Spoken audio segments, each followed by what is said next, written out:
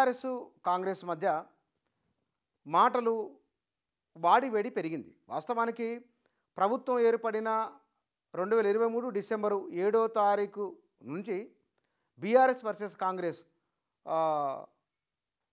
మాటలు పరస్పరమైన విమర్శలు, ఆరోపణలు, ప్రత్యారోపణలు చాలా బలంగానే కనబడుతున్నాయి. దావోస్ పర్యటన రేవంత్ రెడ్డి అక్కడి నుంచి లండన్కి వచ్చి ఆయన తెలంగాణ కాంగ్రెస్ వాదులు లేదా అభిమానులతో సమావేశంలో మాట్లాడుతూ రేవంత్ రెడ్డి చెప్పిన మాట, బీఆర్ఎస్ను పాతి పెడతా, 100 మీటర్ల గొయ్యి తీసి అందులో పెడతాం, అది వారన్నమాట. దాని కౌంటర్గా కేటీఆర్ చెప్పిన మాట, రేవంత్ రెడ్డి ఒక ఏక్నాథ్ సింధే కాబోతున్నారు అనేది వారు చెప్పిన మాట మీడియాలో చాలా ప్రధానంగా వచ్చినాయి. అదే కాదు, 6 గ్యారంటీలను మీరు అమలు చేయాలని ఒక డిమాండ్ చేయడం, ఇందులో కరెంటు బిల్లులు ఎవరు ప్రజలు కట్టకూడదు అని చెప్పడం, ఈ 2 అంశాలు చాలా బలంగా ఇవాళ మీడియాలో వచ్చినాయి.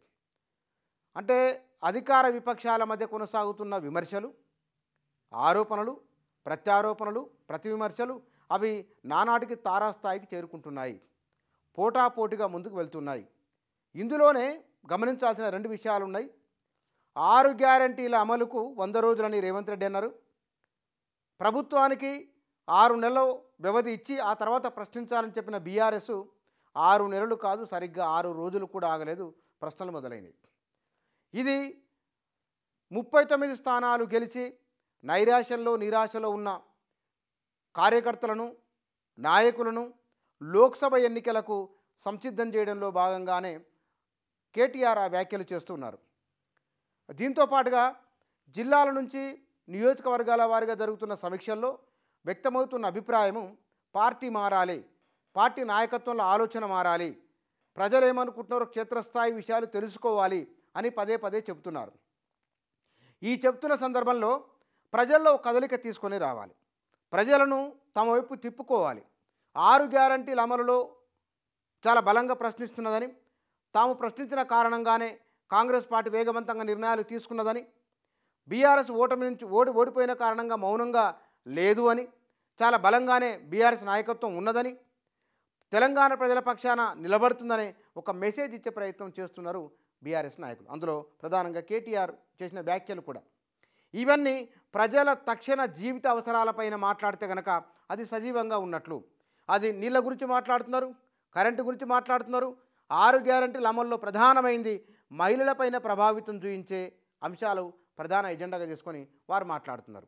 ఇది బీఆర్ఎస్ సంబంధించిన ఒక ఆర్గ్యుమెంటు. ఎందుకు?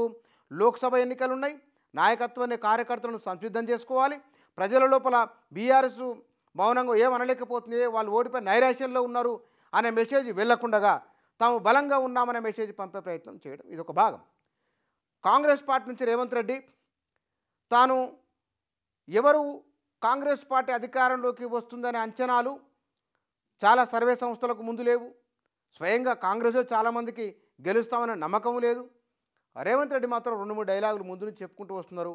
ఎక్స్పైరీ డేట్ అని, 80 స్థానాలని, ఇట్లా ఆయన చెప్పుకుంటూ వస్తున్నారు. ఇప్పుడు గెలిచిన తర్వాత ఆయన ముందున్న పెద్ద టాస్కు లోక్సభ ఎన్నికలు. ఈ లోక్సభ ఎన్నికల్లో, అసెంబ్లీ ఎన్నికల్లో 64 స్థానాలు, మిత్రపక్షం 1 65 స్థానాలు. ఏ మాట కామాట రేవంత్ రెడ్డి లేకుంటే కాంగ్రెస్ పార్టీ లేదు. రేవంత్ రెడ్డి బలం కారణంగానే, రేవంత్ రెడ్డి సభలు సమావేశాలు నిర్వహించి కార్యకర్తల్లో కొంత ఉత్సాహాన్ని ఊపును తీసుకొచ్చిన కారణంగానే కాంగ్రెస్ శ్రేణులు బయటకు వచ్చినాయి.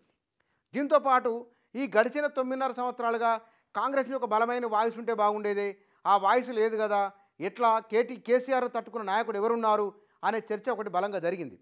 ఆ సందర్భంలో కాంగ్రెస్లో ఉన్న అందరి నాయకుల కంటే ఎంతో కొంత బెటర్ రేవంత్ రెడ్డి.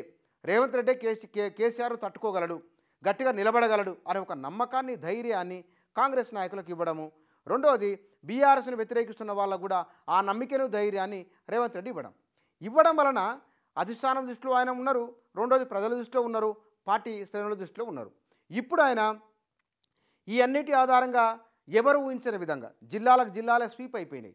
సరే, ఓట్ల తేడా కుడి ఎడమ ఎక్కువ ఉందా తక్కువ ఉందా తర్వాత విషయం. రేవంత్ రెడ్డి తన ఇమేజ్తోని, తను పనిచేసిన కారణంగా, తన ఆలోచనలతోని పార్టీని అధికారంలోకి తీసుకురావడంలో ప్రధానమైన పాత్ర. సరే, డీకే శివకుమార్, రాహుల్ గాంధీ, ఖర్గే, ప్రియాంక గాంధీ అందరూ వచ్చినప్పటికీ ఇక్కడ వాళ్ళను నడిపించింది, దాంట్లో ఒక ఇరుసులాగా పనిచేసింది రేవంత్ రెడ్డి, అందులో డౌట్ లేదు. ఇప్పుడు ఆయనకు అసెంబ్లీ ఎన్నికల్లో గెలవగలడం కానీ మరి లోక్సభ ఏమిటి? ఈ నెల రోజుల లోపలనే, 2 నెలల లోపలనే, 3 నెలల లోపలనే రేవంత్ రెడ్డి పట్ల ప్రజల్లో వ్యతిరేకత ఎట్లా వచ్చిందా ఏమన్నా అనే అనుమానాలు వస్తాయి. లేదా కాంగ్రెస్ పార్టీ ఏమైనా జాప్యం చేస్తున్నదా, లేదా సోషల్ మీడియాలో చర్చ జరిగినట్లుగా బీఆర్ఎస్ ఓడు ఎన్నికలకు ముందు కాంగ్రెస్ పట్ల ఎక్కువ సోషల్ మీడియాలో ట్రెండ్ అయింది. ఆ గెలిచినాక బీఆర్ఎస్ పట్ల విపరీతమైన సానుభూతి వచ్చింది. ఆ సానుభూతి ఓటుగా కన్వర్ట్ అవుతుందా, అదే నిజమవుతుందా? ఇలాంటి అనుమానాలు ఏమీ లేకుండా కాంగ్రెస్ పార్టీ నాయకుల్లో, శ్రేణుల్లో, ప్రజల్లో బలమైన, అంటే తాను చాలా ధైర్యంగా ఉన్నానని, కాంగ్రెస్ పార్టీ గెలవబోతున్నదని ఒక అంశాన్ని ఆయన చెప్పడం, మాటల తీవ్రత తెలుస్తున్నది. బీఆర్ఎస్ని పాతి పెడతాం, పార్లమెంట్ ఎన్నికల తర్వాత బీఆర్ఎస్ కనబడదు అని చెప్పడం వెనుక తాము బలంగా ఉన్నామని, తమకు తిరుగులేదని ఒక మెసేజ్ను కాంగ్రెస్ శ్రేణులకు పంపే ప్రయత్నం చేయడము. అయ్యో నిజమే కదా, చాలా గట్టిగానే ఉన్నాం, ప్రభుత్వమే మాది ఉన్నదని కాంగ్రెస్ శ్రేణులు ఫీల్ అవుతారు. ప్రజలు కూడా కాంగ్రెస్ ప్రభుత్వం ఉన్నది కాబట్టి లోక్సభ ఎన్నికలు అటువైపు మొగ్గుదమా అనే అవకాశం కూడా లేకపోలేదు అనే అంశాన్ని కూడా రేవంత్ రెడ్డి గుర్తించే మాట్లాడుతున్నారు. ఈ ఇద్దరు నాయకులు మాట్లాడుతున్న మాటలు అది లోక్సభ ఎన్నికల కేంద్రంగా చేసుకొని, లోక్సభ ఎన్నికల్లో ఆ ఎన్నికల షెడ్యూల్ రావడానికి ఇక రమారమి 20 రోజుల కంటే ఎక్కువ లేదు. ఈ 25 రోజుల కాలం లోపలనే ప్రజలను ఆ లోక్సభ ఎన్నికల మూడ్లోకి తీసుకొని వెళ్తూ ఉన్నారు. అసెంబ్లీ ఎన్నికల ఆలోచన ఎజెండా వేరుగా ఉంటుంది, లోక్సభ ఎన్నికల ఎజెండా వేరుగా ఉంటుంది. ఈ రెండు వేరు అంశాలు, ప్రజల ఓట్లు కూడా లోక్సభ అన్నప్పుడు ఆ ఢిల్లీ కేంద్రంగా చేసుకొని చేసే ఆలోచన వేరుగా ఉంటుంది, అసెంబ్లీ అన్నప్పుడు హైదరాబాద్ కేంద్రంగా చేసుకునే ఆలోచన వేరుగా ఉంటుంది. జాతీయ స్థాయి పరిణామాలు, రాజకీయ సమీకరణలు వేరు, ఇక్కడ వేరు. కాబట్టి సరే, ఎవరి ఆలోచన ఎట్లా ఉన్నా, ఎవరి ప్రయత్నంగా వాళ్ళు చేస్తున్నది లోక్సభ ఎన్నికల దృష్టితోనే.